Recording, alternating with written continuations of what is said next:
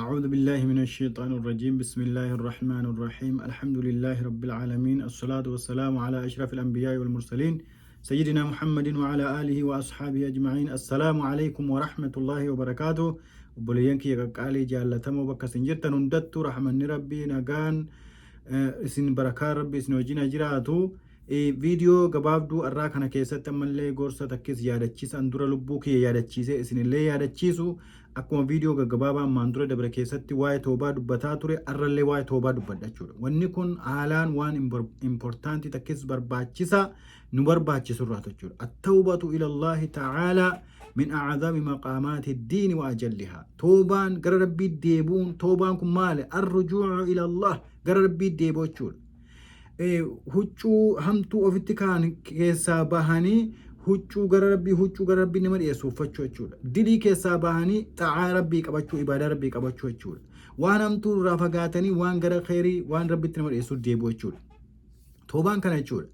Toobaan kun sadarkaa diinii kana keessa jirurraa sadarkaa irraa gubbaatti ilaalamaa jechuudha. لأنها تزيل العوائق التي تقوم بين العبد وبين ربه. مالي في كيت العالم جنان توبان كن غير ربي تديبون كن ربي تتوبتشون كن سلاوان سيف ربي قدو سيف رحمة ربي قدو أبتي دلي سيف رحمة ربي قدو أبتي كت رحمة ربي نرجن أكتي أرجما ربي نرجن أكت ربي كتنيان وانقولو دلي سيف ربي قدو أبتو سنة توبان كن ديجي بالليسة نمي يقول توبة ربي دلي سارة كتابي جول توبان كن كنا برباچي سارة جول أكا توبان كينيا اتنوك بلاموف أكا توبان برباچي ساتي فيديو لي من دورا دبني كيساتي دبر كيسات دبني جرا جول توبان برباچي سا المنا مارت برباچي سا جول مالي في جنان توبان كن إنو ماو أولا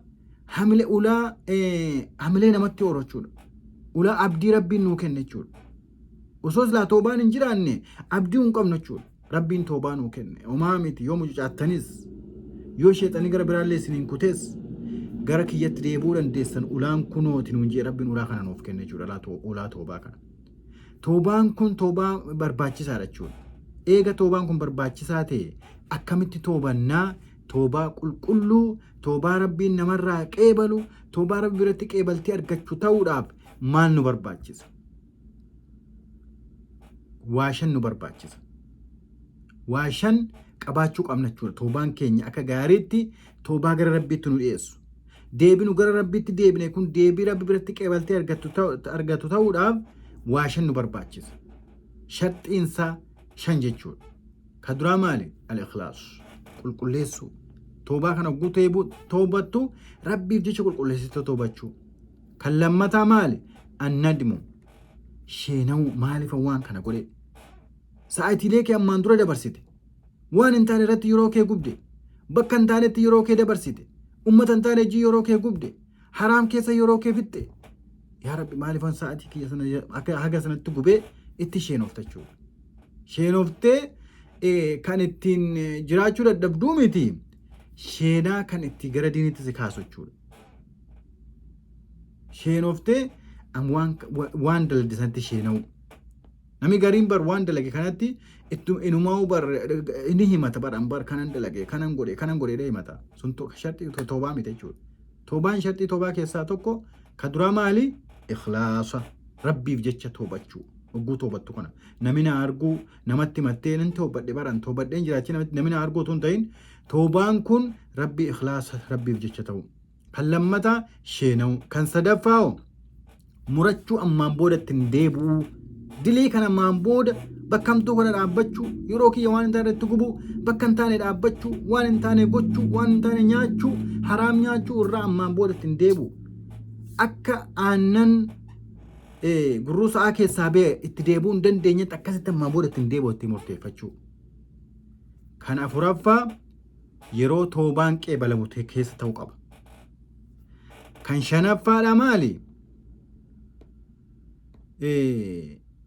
Kan shanaffaadha yoo haqa ilma namaatti rarraate wanni itti gootee jirtu. Haqa namaa nyaattee, nama arrabsitee, nama kabaltee, nama dhooftee, dhiiga nama buuftee, qabeenya namaa nyaattee, waama fedhe maan taane waan ilma namaatti rarra yoo ta'e waan sana nama sanarraa dhiifama gaafachuu namni sun sii dhiisuu qaba. Rabbiin siif hin dhiisu jechuudha.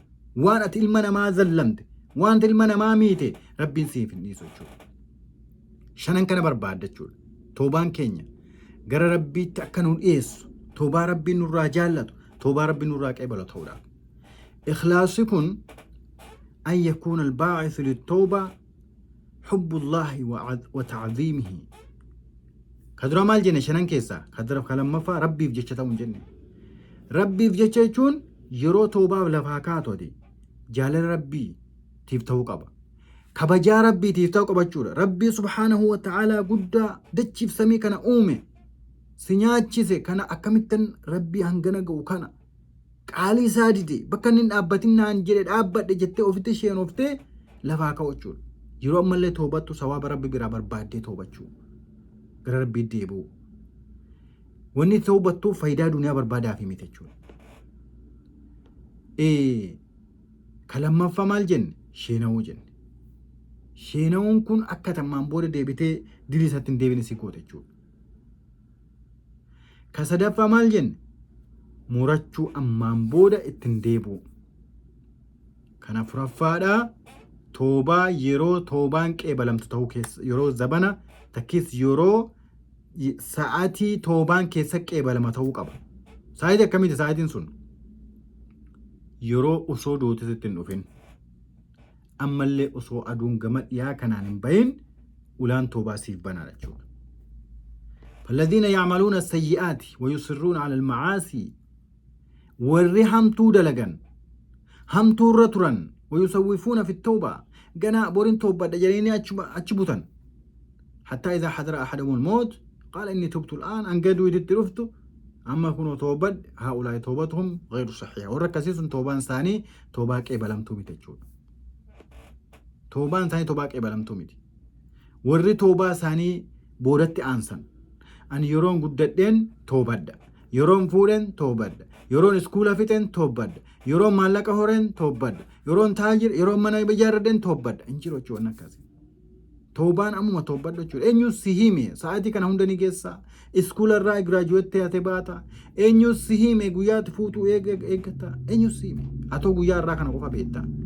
Kanaaf toobaa dillee hin godhin boodatti naansin amma toobadhu gara rabbii keetitti deebi'i. Rabbiin subhaanahu wa ta'ala maal jedhe?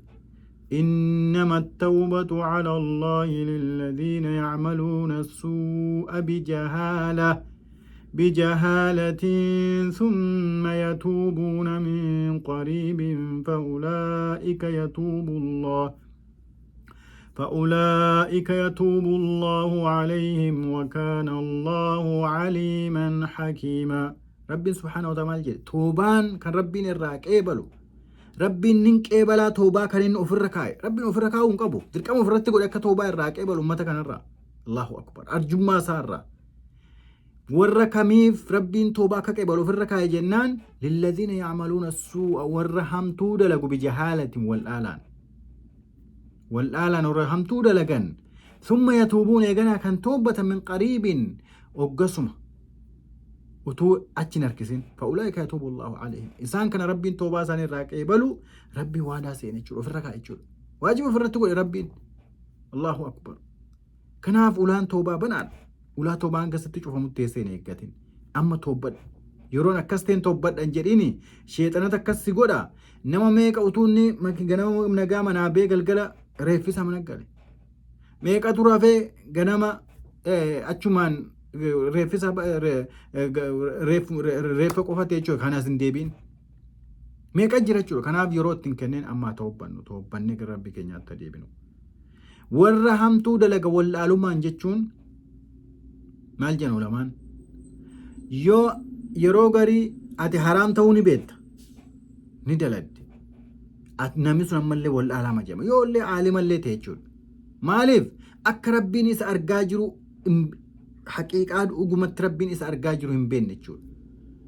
Ammallee yeroo hamtuu kana dalagu badii kana waan inni dalage kanarraa waan inni dalage kun qixaanni waan inni dalage kun hagam aganni ta'e hin beeku jechuudha.